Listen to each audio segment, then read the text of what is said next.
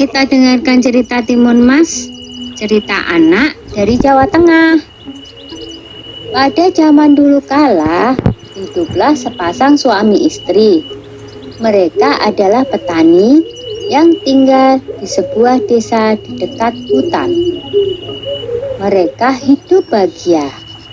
Sayangnya, mereka belum dikaruniai seorang anak. Setiap hari mereka berdoa kepada Yang Maha Kuasa agar segera dikaruniai seorang anak.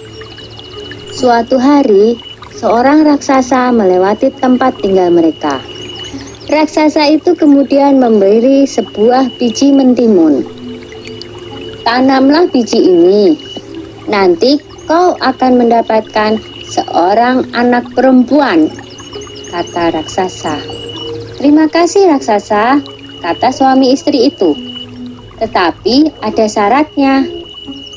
Pada saat usianya 17 tahun, kalian harus serahkan anak itu kepadaku, saut raksasa.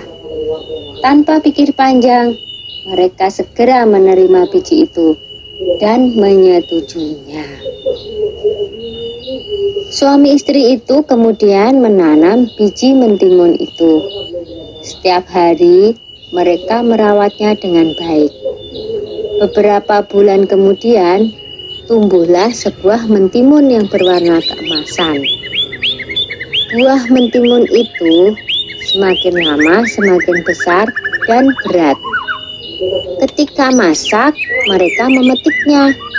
Dengan hati-hati, buah itu pun mereka potong. Betapa terkejutnya mereka, karena di dalam mentimun itu ada seorang anak bayi perempuan yang cantik dan lucu. Tahun demi tahun berlalu, Timun Mas tumbuh menjadi gadis yang cantik jelita. Kedua orang tuanya sangat bangga padanya. Tapi mereka juga takut, karena pada usia 17, mereka harus menyerahkan Timun Emas kepada raksasa, sesuai dengan perjanjian mereka.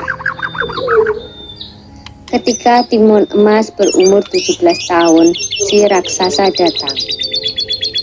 Pak Tani berkata, "Tunggulah sebentar, Timun Emas sedang bermain. Istriku akan memanggilnya." Lalu ia segera menemui anaknya. "Anakku, ambillah ini," kata Pak Tani sambil menyerahkan sebuah kantong kain. "Ini akan menolongmu melawan si raksasa. Sekarang, larilah secepat mungkin."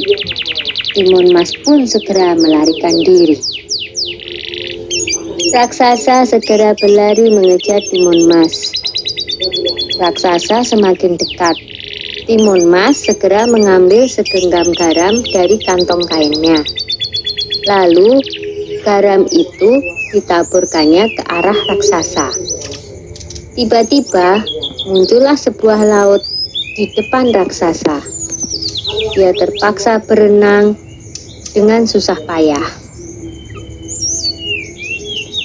Timun Mas berlari lagi, tapi kemudian raksasa berhasil mendekatinya.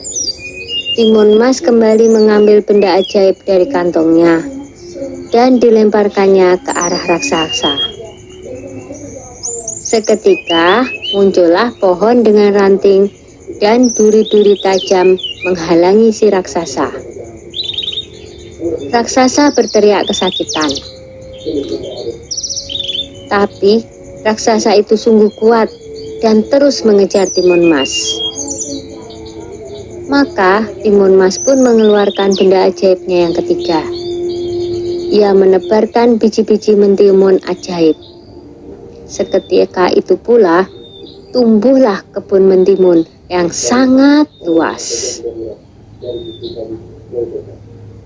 Sampai akhirnya, Timun Mas melemparkan benda ajaib terakhirnya, yaitu segenggam terasi udang yang berubah menjadi danau lumpur yang sangat luas.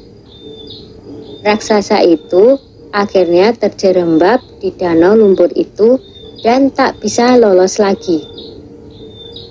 Timun Mas selamat dari kejaran raksasa. Timun Mas pun kembali ke rumah orang tuanya. Ayah dan ibunya sangat senang melihat Timun Mas berhasil selamat. Sejak saat itu, mereka hidup bahagia bersama-sama. Sudah dulu ya cerita Timun Masnya. Jumpa lagi.